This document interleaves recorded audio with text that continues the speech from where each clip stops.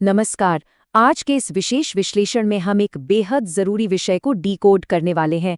जब पैसों की सख्त जरूरत हो और ट्रेडिशनल बैंकिंग सिस्टम से मदद न मिल पाए, तो आखिर कौन से सुरक्षित फाइनेंशियल ऑप्शंस बचते हैं। आज हम इन्हीं विकल्पों और उनसे जुड़े नियमों को विस्तार से समझेंगे। दरअसल अगर कोई सैलरीड पर्सन है यानी नौकरी पेशा है, तो पर्सनल लोन के लिए सबसे पहला और सबसे किफ़ायती विकल्प हमेशा एक बैंक ही होना चाहिए, एनबीएफसी नहीं। ऐसा इसलिए क्योंकि बैंक कम ब्याज दरों और बेहतर शर्तों पर लोन देते हैं।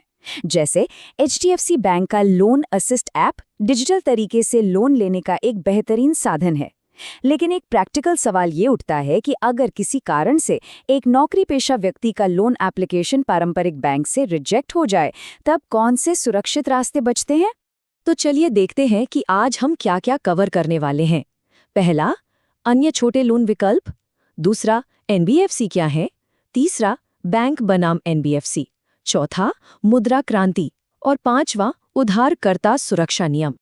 शुरू करते हैं भाग 1 से, अन्य छोटे लोन विकल्प। जब पारंपरिक रास्ते बंद हो जाएं, तो क्रेडिट कहाँ खोजें। यहाँ हमारे पास मुख्य रूप से 4 सुरक्षित विकल्प निकल कर आते हैं। सबसे पहले एनबीएफसी, दूसरा माइक्रो फाइनेंस संस्थान या एमएफआई, जो ज्यादा फोकस कम इनकम वाले ग्रुप पर करते हैं। तीसरा एक बड़ा ही आसान तरीका है, गोल्ड लोन, जैसे मुथूट या मणप्पुरम से। और चौथा है डिजिटल क्रेडिट या बाय नाउ पे लेटर। हालांकि एक बात ध्यान रखने वाली है कि इन बिना गारंटी वाले डिजिटल पर्सनल लोन्स में रिस्क काफ़ी ज़्यादा होता है। इसीलिए रिजर्व बैंक यानी आरबीआई इन पर बहुत सख्त नज़र रखता है। आगे बढ़ते हैं भाग 2 की तरफ। आखिर ये एनबीएफसी क्या होते हैं, इसे बिल्कुल आसान भाषा में समझेंगे। असल में ये एनबीएफसीज ऐसी रजिस्टर्ड कंपनीज होती हैं जो लोन तो देती हैं, लेकिन टेक्निकली उनके पास बैंक होने का कोई फॉर्मल बैंकिंग लाइसेंस नहीं होता। इनकी सबसे बड़ी खासियत ये है कि ये फैसले बहुत जल्दी लेती हैं और उन लोगों तक भी पहुंचती हैं जो ट्रेडिशनल बैंकिंग के दायरे से बाहर रह जाते हैं। अब आरबीआई का एक बड़ा ही दिलचस्प स्टेटमेंट है इस बारे में। उनका कहना है कि एनबीएफसी लोन देती हैं, इसलिए उनकी गतिविधियां बैंकों के जैसी ही होती हैं। बाहर से देखने पर शायद बैंक और एनबीएफसी के काम करने के तरीके में कोई फर्क ना लगे, लेकिन पर्दे के पीछे इनके रूल्स और रेगुलेशंस में कुछ बहुत ही अहम अंतर होते हैं, जिन्हें समझना जरूरी है। तो चलिए आते हैं भाग 3 पर, बैंक बनाम एनबीएफसी। ये कन्फ्यूजन दूर करना खास तौर पर एक सैलरीड इंसान के लिए बहुत ज़रूरी है। यहाँ सबसे ध्यान देने वाली बात यह है कि आरबीआई के मुताबिक इनमें एकदम सटीक टेक्निकल अंतर क्या है। देखिए, बैंक आपका पैसा डिमांड डिपॉजिट यानी नॉर्मल सेविंग्स अकाउंट के रूप में रख सकते हैं, लेकिन एनबीएफसीज ऐसा नहीं कर सकते। बैंक चेकबुक दे सकते हैं, एनबीएफसी खुद पर ड्रॉ किए गए चेक जारी नहीं कर सकते।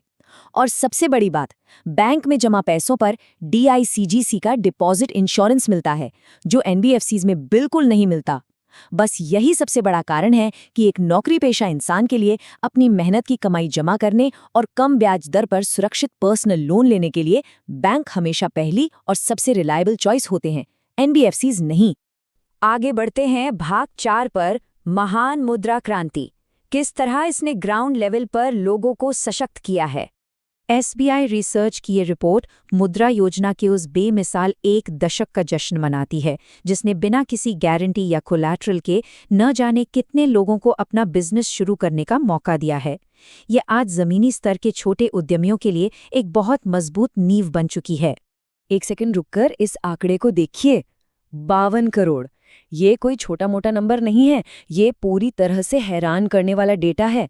इतने बड़े लेवल पर ये मुद्रा अकाउंट्स इकोनॉमिक पिरामिड के सबसे निचले हिस्से में मौजूद लोगों की जिंदगियों में सीधा और सकारात्मक बदलाव ला रहे हैं। इन मुद्रा लोन को 3 लेवल्स में बांटा गया है, शिशु, किशोर और तरुण। 78% खाते शिशु लोन के हैं।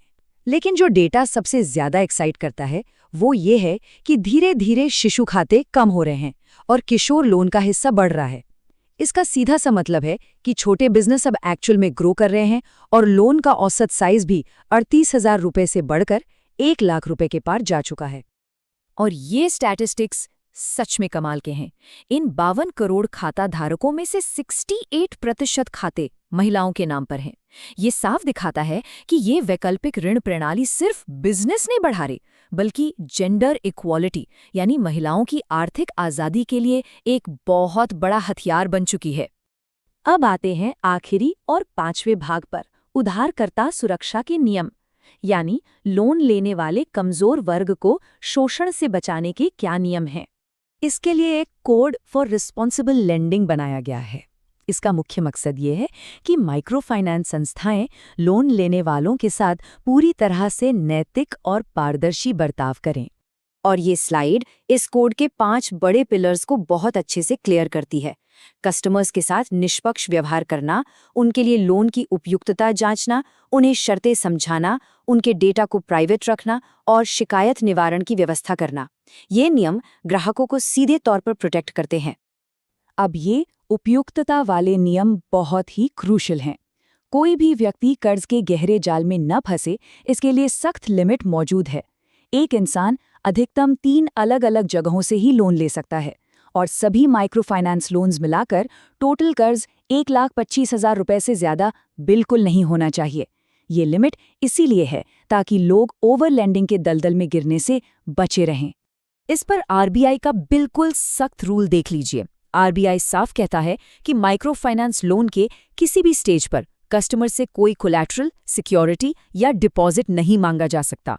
ये एक बहुत बड़ा कदम है ताकि समाज के सबसे निचले तबके को बिना डरे आगे बढ़ने का मौका मिले।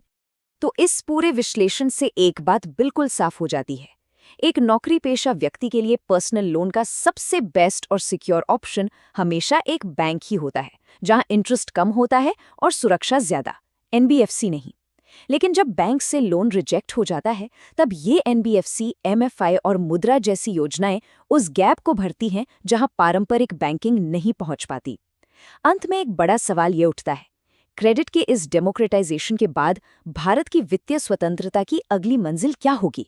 क्या निकट भविष्य में हम पूरी तरह से फाइनेंशियल इंक्लूजन हासिल कर पाएंगे? ये सच में गहराई से सोचने वाली बात है। आज के इस विश्लेषण से जुड़ने के लिए धन्यवाद।